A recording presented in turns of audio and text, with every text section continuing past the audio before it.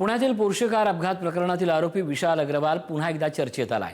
जेलमधून जामिनावर सुटका झाल्यानंतर विशाल अग्रवालनं कुटुंबियांसोबत जंगी पार्टी केल्याचा व्हिडिओ समोर आला असून त्यावरून संताप व्यक्त होतो।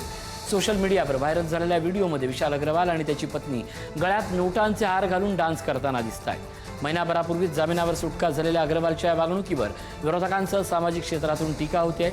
पुण्यातील भाजपचे माजी आमदार जगदीश मुळीक यांनी विशाल अग्रवालवर कडक कारवाई करण्याची मागणी केली आहे, तर सामाजिक कार्यकर्त्या तृप्ती देसाई यांनीही अग्रवाल कुटुंबाचा मस्तवालपणा कायम असल्याची टीका करत कठोर कारवाईची मागणी केली आहे। दरम्यान या व्हिडिओमुळे पोर्शे अपघात प्रकरण पुन्हा एकदा केंद्राच्या चर्चास्थानी आले।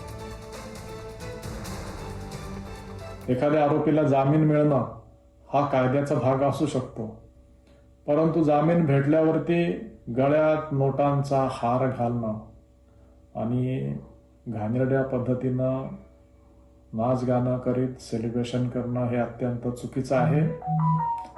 समाजातून याविषयी रोष तयार झालाय।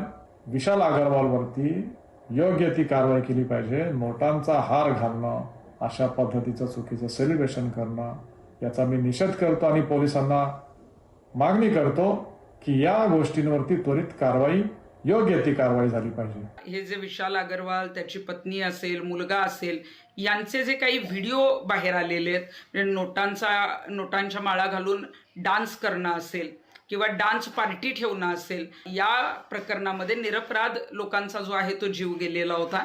माझी पुण्याच्या पोलीस आयुक्तांना विनंती आहे की जेलमधून सुटल्यानंतर अशा पद्धतीचा उन्माद करणं, पैशाचा माज करणं आणि ही दहशत जी आहे की आमचं कुणी काय बिघडवू शकत नाही, अशा पद्धतीची निर्माण करणं, त्यामुळे या सगळ्यांवर पुन्हा एकदा जी आहे ती कडक कारवाई करणं गरजेचं आहे।